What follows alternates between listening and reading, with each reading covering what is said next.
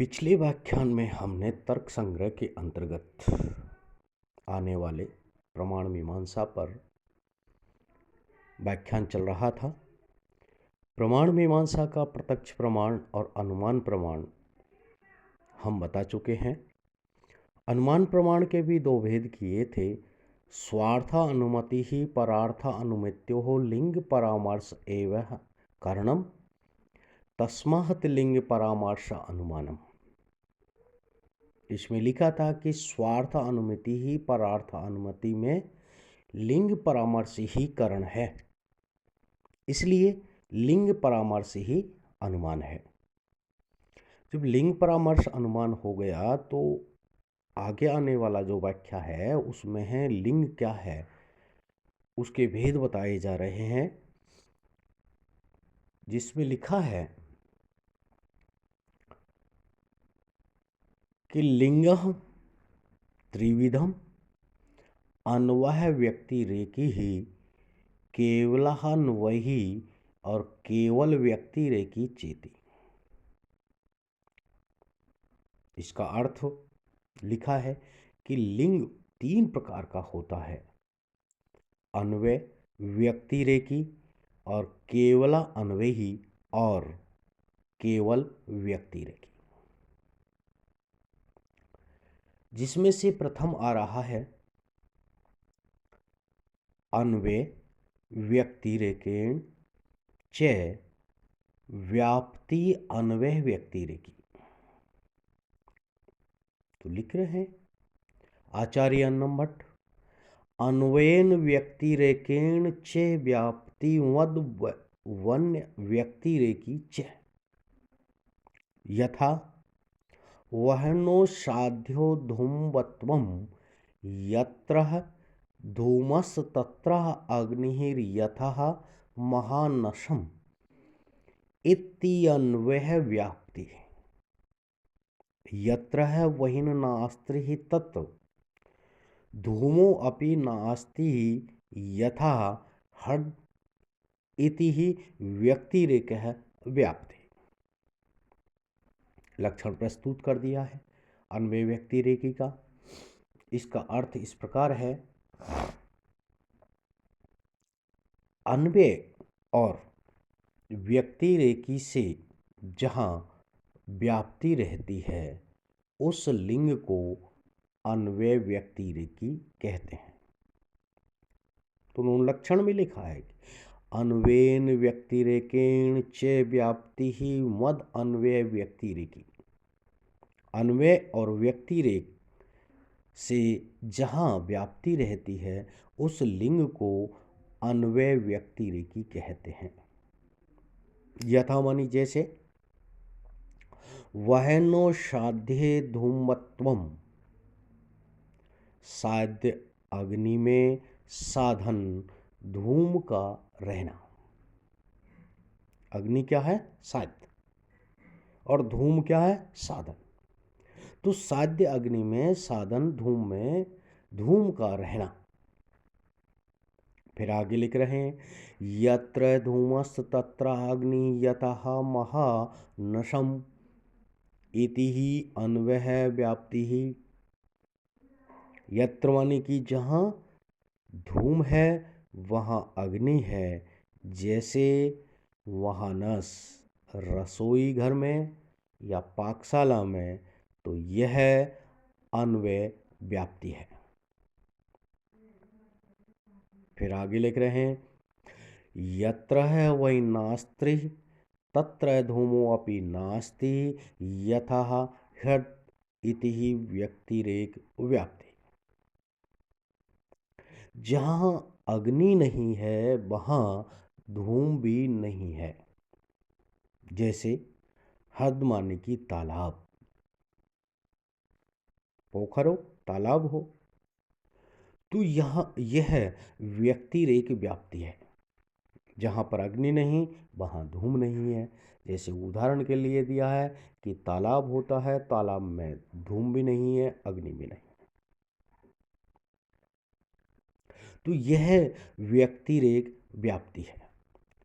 तत्व सत्व है तत्सत्वम अन्वयम, अर्थात उस धूम के सत्व स्थिति में उस अग्नि का सतत्व स्थिति यह अन्वय है। कहने का तात्पर्य है कि उसके सत्व में उसका सत्व यह अन्वय है। तद्भावे तद्भावो व्यक्तिरेकः, उस अग्नि के अभाव में उस धूम का अभाव व्यक्तिरेक है। इस प्रकार यहाँ अन्वय और व्यक्तिरेक दोनों व्याप्तियों के होने से हेतु धूम को अन्वय व्यक्तिरेकी कहते हैं। लिंग के 3 भेद बताए, उसमें से प्रथम का यहाँ उल्लेख किया है। नंबर 2 पे आता है केवलान्वयी। नंबर 2 है केवलान्वयी। इसका लक्षण दिया जा रहा है कि अन्वय मात्र व्याप्तिकम केवलान्वयी यथा घटो अभिधेयम प्रमेत्वात् पटवत्। अत्र प्रमेत्व अभिधेयत्वयो व्यक्तिरेक व्याप्ति नास्ति सर्वस्यापि हि प्रमेत्वाद अविधेयत्वच्च। नंबर 2 जो केवलान्वयी है, इसके बारे में लिख रहे हैं कि अन्वय मात्र व्याप्तिकम केवलान्वयी, जहाँ पर केवल अन्वय व्याप्ति रहती है उस लिंग या हेतु को केवलान्वयी कहते हैं। उदाहरण दे रहे हैं, जैसे घटो अभिधेयम प्रमेत्वात् पटवत्।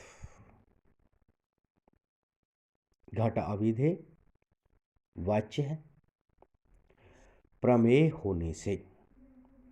घट अभिधेय वाच्य है, प्रमेय होने से। प्रमेय से तात्पर्य कि प्रमा से तात्पर्य कि यथार्थ ज्ञान का विषय, और यथार्थ का यह भेद चल रहा है। यथार्थ अनुभव के भेद प्रत्यक्ष, अनुमान, उपमान और शब्द, ये 4 प्रमाण बताए थे, तो उसमें हमारा यह अनुमान चल रहा। फिर आगे लिख रहे हैं कि यत्र है प्रमेत्व अविधेयत्वो व्यक्तिरेक व्याप्ति नास्ति सर्वस्यापि ही प्रमेत्व अविधेयत्व पक्ष। यत्र यत्र प्रमेत्वम तत्र तत्र अविधेयत्वम। यहाँ प्रमेयत्वम यानी कि हेतुत्व और अविधेयत्वम साधत्व की केवल अन्वय व्याप्ति है,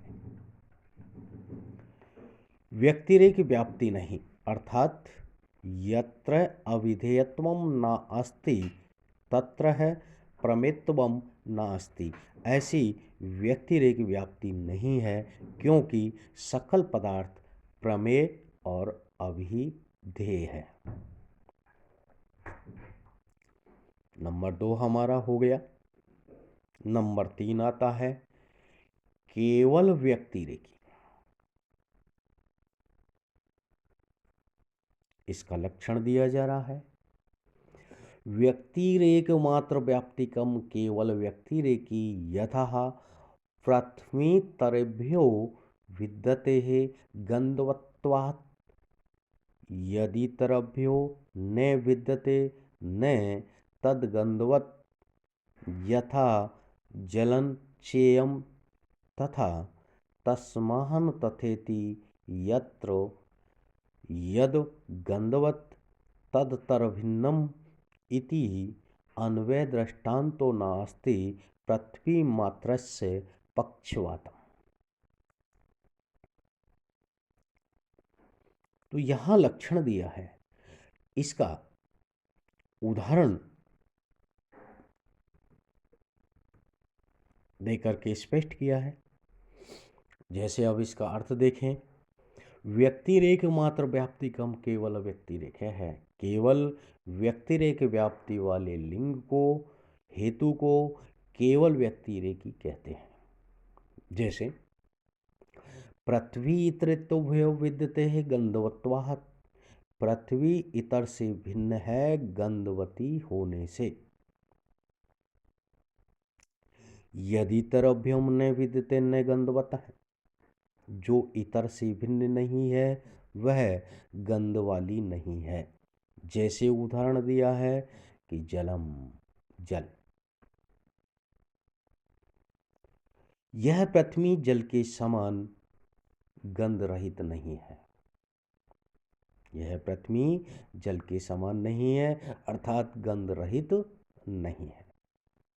इसलिए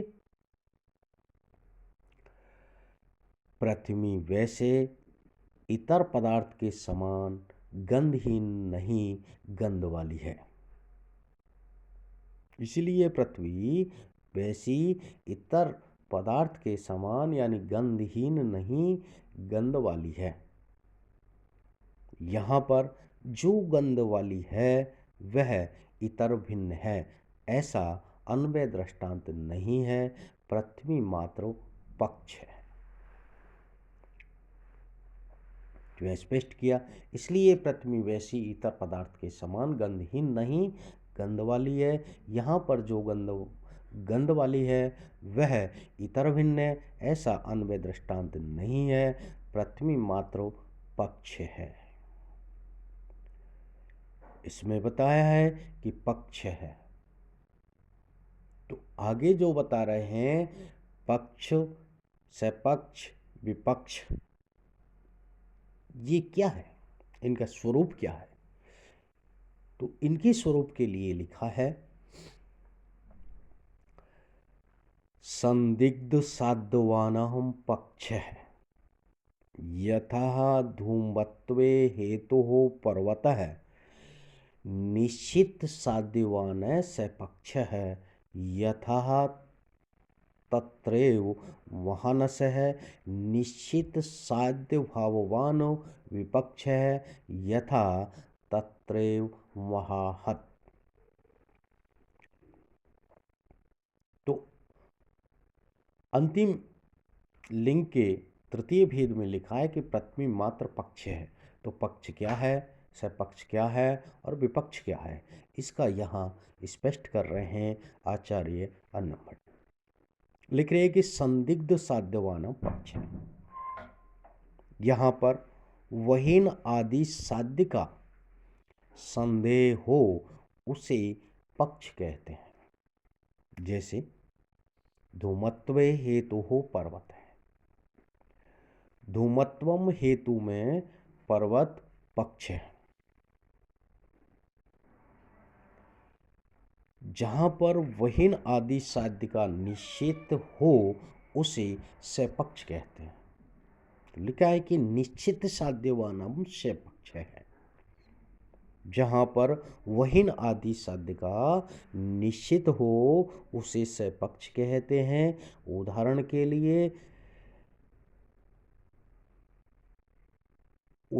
लिए लिख रहे हैं कि वहीं पर धूमत्व हेतु में महानस सपक्ष है।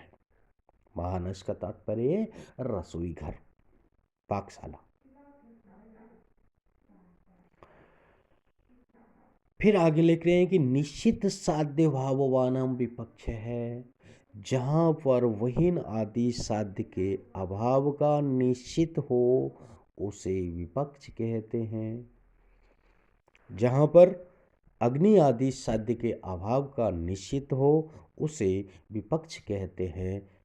जैसे उदाहरण के लिए वहीं पर धूमत्व हेतु में महाहद है, यानी कि महाहद से तात्पर्य कि सागर है, समुद्र है। महाहद में साध्य अग्नि का अभाव निश्चित है, इसलिए विपक्ष है।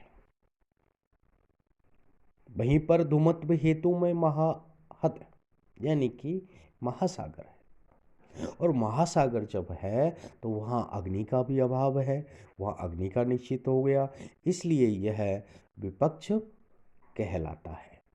आज का व्याख्यान यहीं पर पूर्ण होता है।